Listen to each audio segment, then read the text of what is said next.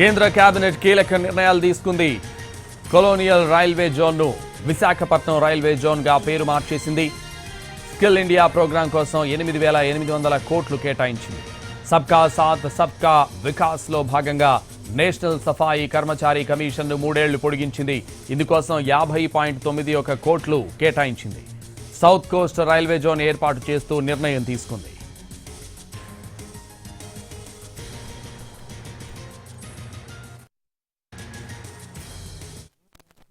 South coast railway zone एक नया बनाया गया है।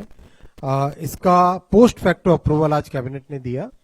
कुछ ही हफ्तों पहले माननीय प्रधानमंत्री जी ने विशाखापट्टनम में अपने प्रवास के दौरान इसका अनाउंसमेंट किया था, तो आज इसका पोस्ट फैक्टो अप्रूवल दिया गया। और इसके 3 बड़े मुख्य पॉइंट है। पहला पॉइंट है कि नया रेलवे जोन जो आंध्रा रीऑर्गेनाइजेशन एक्ट में पार्लियामेंट की तरफ से कमिटमेंट था, वो कमिटमेंट इस साउथ कोस्ट रेलवे जोन के बनने से पूरा होता है। और तीसरा इसमें बड़ा निर्णय यह है कि वॉल्टेयर जो कि एक कॉलोनियल नाम था, विशाखापट्टनम वाइजैक जिसको कहते हैं हम, ये विशाखापट्टनम को अपने खुद के नाम के साथ नहीं जाना जाता था, वॉल्टेयर के नाम से जाना जाता था। वो कॉलोनियल नाम भी आज हटा के उसका फैसला लिया गया। इस रेलवे डिवीजन का नाम रहेगा। తెలంగాణ పీసీసీ కార్యవర్గం జిల్లా కాంగ్రెస్ అధ్యక్షుల నియామకంపై ఢిల్లీలో కసరత్తు జరుగుతోంది. తెలంగాణ పర్యటనలో ఉన్న సీఎం రేవంత్ రెడ్డి పార్లమెంట్కు వెళ్లారు. కేసీ వేణుగోపాల్తో సమావేశమై చర్చించారు. అంతకుముందు తెలంగాణ డిప్యూటీ సీఎం భట్టి విక్రమార్క, మంత్రి ఉత్తమ్ కుమార్ రెడ్డి విడివిడిగా కేసీ వేణుగోపాల్తో సమావేశమయ్యారు. తమ అభిప్రాయాలను తెలియజేశారు. అంతకుముందు ఏఐసీసీ అధ్యక్షుడు ఖర్గేతో భేటీ అయ్యారు సీఎం రేవంత్ రెడ్డి. తాజా రాజకీయ పరిణామాలు, పీసీసీ కార్యవర్గం కూర్పుపై చర్చించారు.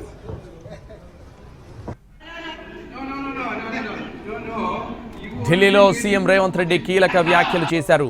తెలంగాణ కేబినెట్ విస్తరణ ఇప్పట్లో లేదని, మరింత సమయం పడుతుందని మీడియాతో చిట్చాట్లో చెప్పారు తెలంగాణ ముఖ్యమంత్రి.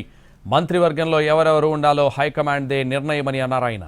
కేబినెట్లోకి తీసుకోవాలని తాను ఎవరిని సిఫారసు చేయడం లేదని చెప్పారు. పీసీసీ కార్యవర్గ కూర్పు కొలిక్కొచ్చిందని, 1-2 రోజుల్లో ప్రకటన ఉంటుందని చెప్పారు తెలంగాణ ముఖ్యమంత్రి. రాహుల్ గాంధీ అపాయింట్మెంట్ తాము కోరలేదన్నారు రేవంత్ రెడ్డి. కులగణన ఆషామాషీగా చేసింది కాదని, ఎంతో పగడ్బందీగా చేశామని చెప్పారు సీఎం రేవంత్ రెడ్డి. ప్రభుత్వం చేసిన సర్వేలో బీసీలు 5.5% పెరిగారని, ఈ సర్వేతో ముస్లింల రిజర్వేషన్లకు శాశ్వత పరిష్కారం దొరుకుతుందన్నారు.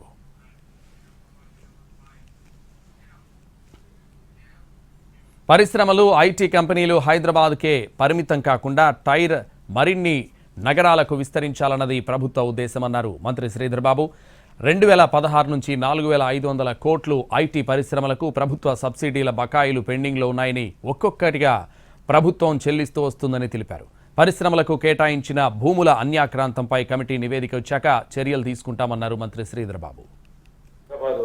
పరిశ్రమలు కానీ, ఇటు ఐటీ రంగానికి సంబంధించిన కార్యాలయాలు కానీ, ద్వితీయ శ్రేణి తృతీయ శ్రేణి నగరాల్లో ఉన్న టాలెంట్ కు సంబంధించి వారికి కూడా ఉద్యోగ అవకాశాలు, ఆ పట్టణాలకు కూడా మరి పెట్టుబడులు తీసుకురావాలని ఒక ప్రధానమైన లక్ష్యంతో ముందుకు పోతాను. గత ప్రభుత్వం వారికి ఇచ్చిన హామీ, ఎందుకంటే మనకు పారిశ్రామిక సంబంధించిన వాతావరణం మెరుగ్గా ఉండాలని ఏ ప్రభుత్వాలు వారికి హామీ ఇచ్చినా వాటిని కూడా నిభాయించే ప్రయత్నం చేస్తాం. తప్పకుండా చేస్తాం, అలాగే చేస్తాం. 4 కులగణనతో కాంగ్రెస్ ప్రభుత్వం బీసీలకు అన్యాయం చేస్తోందన్నారు కేంద్ర మంత్రి కిషన్ రెడ్డి. హిందూ బీసీలు, ముస్లిం బీసీలని ఏ చట్టంలో ఉందంటూ ఆయన ప్రశ్నించారు. ఇది పూర్తిగా రాజ్యాంగ విరుద్ధమని అన్నారు కిషన్ రెడ్డి. ముస్లింలు కూడా కలిపి బీసీలకు తీవ్ర అన్యాయం చేస్తున్నారన్నారు. అసలు కులగణన జరిపిన విధానమే సరిగా లేదన్నారు కిషన్ రెడ్డి. తొందరపాటు చర్యతో, దుందుడుకు విధానంతో ఈరోజు మరి కులగణన చేసి దానికి సంబంధించినటువంటి బీసీల జనాభా తగ్గిందని చెప్పడం ఏదైతున్నదో చాలా విచారకరము. ఈరోజు 50% కంటే మించి ఇళ్లలోకి వీళ్ళు వెళ్ళలేదు, సర్వే చేయలేదు, ఏదో మరి తూతూ మంత్రంగా చేశారు.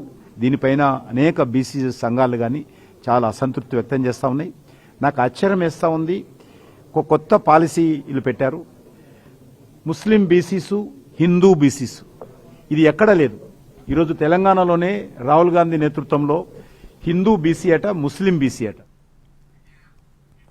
ఈ నెల 24 నుంచి ఏపీ అసెంబ్లీ సమావేశాలు జరగనున్నాయి. 3 వారాల పాటు సమావేశాలు నిర్వహించాలని ఏపీ సర్కార్ భావిస్తోంది. మొదటి రోజు బీఏసీ సమావేశం తర్వాత సభ ఎన్ని రోజులు నిర్వహించాలన్న దానిపై నిర్ణయం తీసుకోనుంది. ఈ నెల 28 లేదా వచ్చే నెల 3వ తేదీన 2025-26 సంవత్సరానికి గాను రాష్ట్ర బడ్జెట్ను ప్రవేశపెట్టే అవకాశం ఉంది.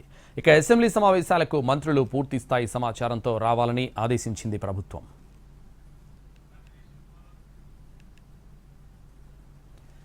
ఏపీలో ఈ నెల 22-23వ తేదీలో ఎమ్మెల్యేలకు అవగాహన తరగతులు నిర్వహించనున్నారు. 2 రోజుల పాటు జరిగే ఈ వర్క్షాప్లో కొత్త ఎమ్మెల్యేలకు సభా విషయాలు, సభలో సభ్యుల పనితీరుపై అవగాహన కల్పించనున్నారు. అయితే మొదటి రోజు జరిగే వర్క్షాప్కు లోక్సభ స్పీకర్ ఓం బిర్లా హాజరయ్యే అవకాశం ఉన్నట్టు తెలుస్తోంది. ఆయన అమరావతికి వస్తారా లేదంటే వర్చువల్గా వర్క్షాప్లో పాల్గొంటారా అన్న దానిపై త్వరలో స్పష్టత రానుంది. స్వర్ణాంధ్ర 2047 సాధనకు తోడ్పాటు అందివ్వాలని నీతి ఆయోగ్ వైస్ చైర్మన్ సుమన్ బేరిని కోరారు సీఎం చంద్రబాబు. ఏపీలో ఏఐ అభివృద్ధికి సంబంధించి CM Chandrababu power point presentation ఇచ్చారు. ఏపీ అభివృద్ధికి అనేక చర్యలు తీసుకుంటున్నామని, నీతి ఆయోగ్ సహకారం కూడా కావాలని విజ్ఞప్తి చేశారు. సమావేశం ముగిశాక నీతి ఆయోగ్ వైస్ చైర్మన్ కారు వరకు వచ్చి వీడ్కోలు చెప్పారు చంద్రబాబు. వైసీపీ టీడీపీ మధ్య ట్వీట్ వార్ నడుస్తోంది. మంత్రివర్గ ర్యాంకుల్లో 8-9 స్థానాలు సాధించిన లోకేష్ పవన్కు అభినందనలు అంటూ ట్వీట్ చేశారు అంబటి రాంబాబు. దీనికి కౌంటర్ ఇచ్చారు టీడీపీ నేత బుద్దా వెంకన్న. 8-9వ స్థానాల్లో వచ్చిన నారా లోకేష్ డిప్యూటీ సీఎం పవన్ 1-2 స్థానాల్లోకి రావడానికి కృషి చేస్తున్నారన్నారు. అలాగే 11 స్థానాల్లో ఉన్న వైఎస్ జగన్ కూడా వచ్చే ఎన్నికల్లో 1 స్థానంలోకి రావడానికి మరింత కృషి చేస్తున్నారని సెటైర్ వేశారు. మంత్రుల ర్యాంకులపై ట్వీట్ చేశారు సీఎం చంద్రబాబు. కేవలం పనిలో వేగవంతం కోసం మాత్రమే ర్యాంకులన్నారు. ఒకరిని ఎక్కువ మరొకరిని తక్కువ చేయడం కోసం ర్యాంకులు కాదన్నారు సీఎం చంద్రబాబు. పై స్థాయి నుంచి చిరుద్యోగి వరకు పనిపై దృష్టి పెడితేనే ఫలితాలుంటాయన్నారు.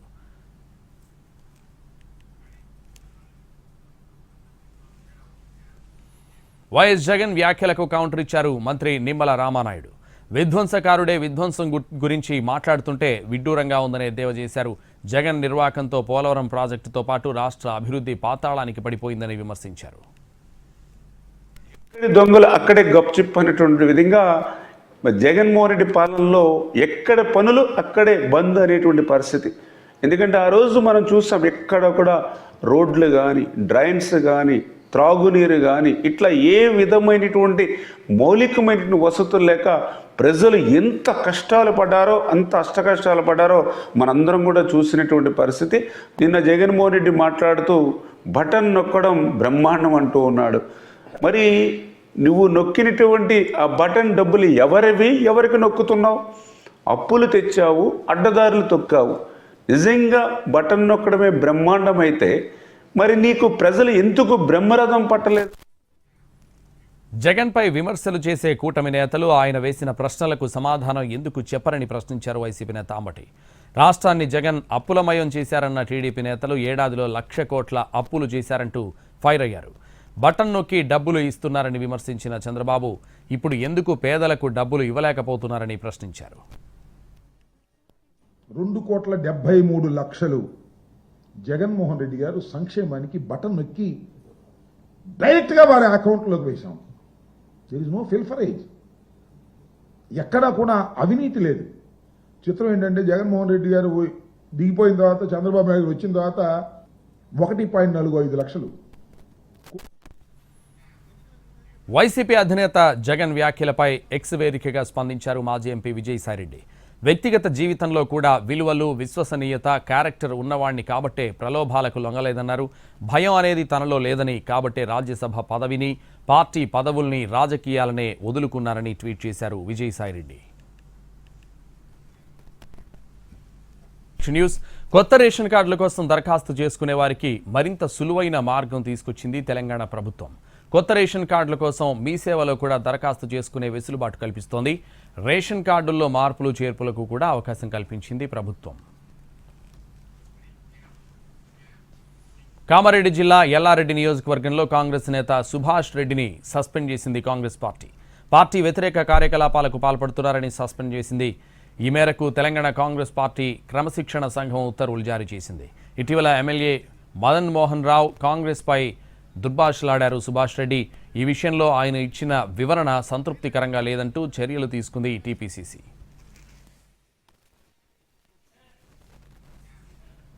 శైలజనాథ్ జగన్ సమక్షంలో పార్టీలో చేరారు. వైసీపీ కండువా వేసి శైలజనాథ్ను పార్టీలోకి సాదరంగా ఆహ్వానించారు జగన్. గతంలో అనంతపురం జిల్లా సింగనమల నుంచి 2 సార్లు ఎమ్మెల్యేగా శైలజనాథ్ గెలిచారు. కాంగ్రెస్ కేబినెట్ ఓసారి మంత్రిగా కూడా పనిచేశారు. జగన్ రాజకీయ విధానాలు నచ్చడం వల్లే వైసీపీలో చేరానన్నారు శైలజనాథ్.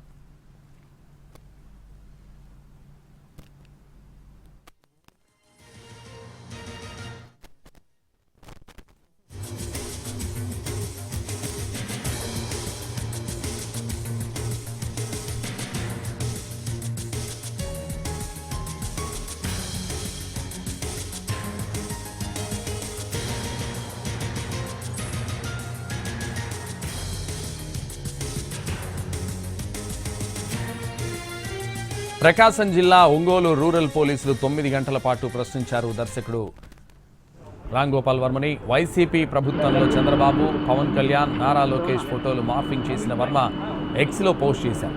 తన ఎక్స్ ఖాతాలోనే పోస్టులు పెట్టినట్లు విచారణలో వర్మ అంగీకరించినట్లు తెలుస్తోంది. వ్యూహం సినిమా ప్రమోషన్లో భాగంగా పోస్టింగ్స్ చేసినట్టు ఒప్పుకున్నట్టు సమాచారం. పోస్టింగ్స్తో వైసీపీ నేతలకు సంబంధం లేదని ఆర్జీవీ నుంచి సమాధానాలు రాబట్టినట్టు తెలుస్తోంది. ఫైబర్ నెట్ నుంచి 2 కోట్లు ఆర్జీవీకి కేటాయించడంపై ప్రశ్నలు సంధించినట్టు తెలుస్తోంది.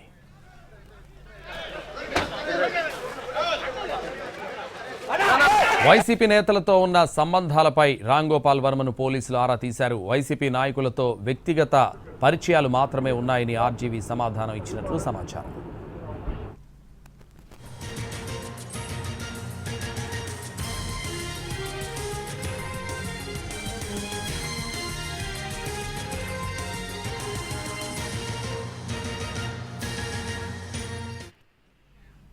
విశాఖ మాజీ ఎంపీ ఎంవివి సత్యనారాయణ మెడకు ఈడీ ఉచ్చు బిగుసుకుంటోంది. వివాదాస్పద housing project Haigreeva farms and villas ఆర్థిక లావాదేవీల అవకతవకలు ఒక్కొక్కటిగా బయటకొస్తున్నాయి. హైగ్రీవా సంస్థకు సుమారు 15 కోట్ల రూపాయలు రుణంగా ఇచ్చినట్టు ఎంవివి సత్యనారాయణ చూపించిన అకౌంట్లపై ఎన్ఫోర్స్మెంట్ డైరెక్టరేట్ చర్యలకు సిద్ధమైంది. సుమారు 45 కోట్ల రూపాయల విలువైన ఆస్తులను జప్తు చేసింది.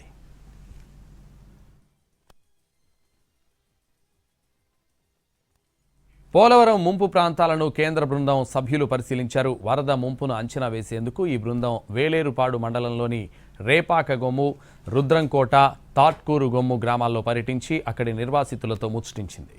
ఈ సందర్భంగా తాము పడుతున్న ఇబ్బందులను కేంద్ర బృందానికి నిర్వాసితులు వివరించారు. తమకు రావాల్సిన నష్టపరిహారం చెల్లిస్తే గ్రామాలను ఖాళీ చేసేందుకు సిద్ధంగా ఉన్నామని స్పష్టం చేశారు. బాగా వర్షాలు వచ్చి ఎంత తిరగడం కారణం ఇంత వర్షం దుర్గం కనీసం మెటల్ రోడ్డు కూడా పోయలేము. అధికారులు కూడా చాలాసార్లు మేము వినిపించేదండి. ఇంతకుముందు కలెక్టర్ గారు వచ్చినప్పుడు వైసీపీ అధినేత మాజీ సీఎం వైఎస్ జగన్ నివాసం సమీపంలో జరిగిన అగ్ని ప్రమాద ఘటనా స్థలాన్ని పోలీసులు పరిశీలించారు. వైఎస్ జగన్ ప్రస్తుతం నివాసంతో పాటు వైసీపీ కేంద్ర కార్యాలయాన్ని కూడా అక్కడే ఏర్పాటు చేసుకున్నారు. 2 రోజుల క్రితం మధ్యాహ్నం 3 గంటల సమయంలో ఒకసారి, రాత్రి 8 గంటల సమయంలో మరోసారి అగ్ని ప్రమాదం జరిగింది. ఘటనా స్థలంలో ఆధారాలను సేకరించారు పోలీసులు. ఘటన జరిగిన సమయంలో ఉన్న ప్రత్యక్ష సాక్షుల నుంచి వివరాలు సేకరించారు.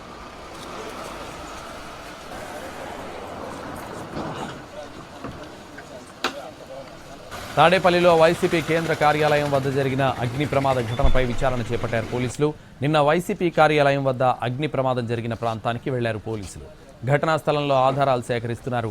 ఘటన జరిగిన సమయంలో స్థానికులు ఎవరైనా ఉన్నారా అని విచారణ చేస్తున్నారు పోలీసులు. న్యూస్. ఫోన్ ట్యాపింగ్ కేసులో నిందితుడు శ్రవణ్ రావు ముందస్తు బెయిల్ పిటిషన్పై తెలంగాణ హైకోర్టులో మరోసారి విచారణ జరిగింది. చాలా మంది ముఖ్యమైన వ్యక్తుల ఫోన్ ట్యాపింగ్లో శ్రవణ్ రావు హస్తముందని పబ్లిక్ ప్రాసిక్యూటర్ కోర్టులో వాదించారు. శ్రవణ్ రావు పాత్రపై ఎఫ్ఎస్ఎల్ నివేదికలో అనేక విషయాలున్నాయన్నారు పీపీ.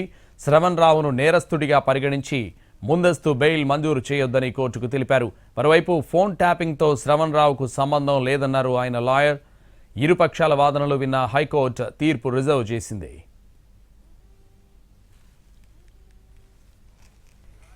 కౌంటింగ్కు ఒకరోజు ముందు ఢిల్లీలో హైడ్రామా జరిగింది. ఆపరేషన్ లోటస్ ఆరోపణలపై విచారణ కోసం కేజ్రీవాల్ ఇంటికి వచ్చిన ఏసీబీ అధికారులు లోపలికి అనుమతించకపోవడంతో వెనుదిరిగారు. కేజ్రీవాల్కు నోటీసులు ఇచ్చి వెళ్లిపోయారు.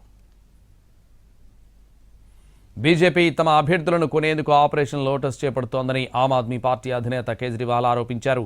ఈ ఆరోపణలపై లెఫ్టినెంట్ గవర్నర్ విచారణకు ఆదేశించడంతో పొలిటికల్ ఫైట్ మొదలైంది. ఏసీబీ అధికారులు కేజ్రీవాల్ ఇంటికి రావడంతో రాజకీయం మరింత వేడెక్కింది. అయితే ఏసీబీ అధికారులను ఇంట్లోకి అనుమతించలేదు Kejriwal legal team. Maharashtra assembly ఎన్నికల్లో అవకతవకలు జరిగాయని కాంగ్రెస్, ఎన్సీపీ, యూబీటీ ఆరోపించాయి. ఎన్నికల ప్రక్రియ తమకు కొన్ని ఆధారాలు దొరికాయన్నారు కాంగ్రెస్ కీలక నేత రాహుల్ గాంధీ. మహారాష్ట్ర జనాభా కంటే ఎక్కువ మంది ఓటర్లు ఉన్నారని చెప్పారు. ఫేక్ ఓటర్లు హిమాచల్ ప్రదేశ్ ఓటర్ల కంటే అధికమన్నారు ఆయన. In Maharashtra than the entire voting population of Maharashtra. According to the government, the population of Maharashtra is 9.54 crores. According to the Election Commission, there are more voters in Maharashtra than there are people in Maharashtra. Now this is an obvious anomaly, right?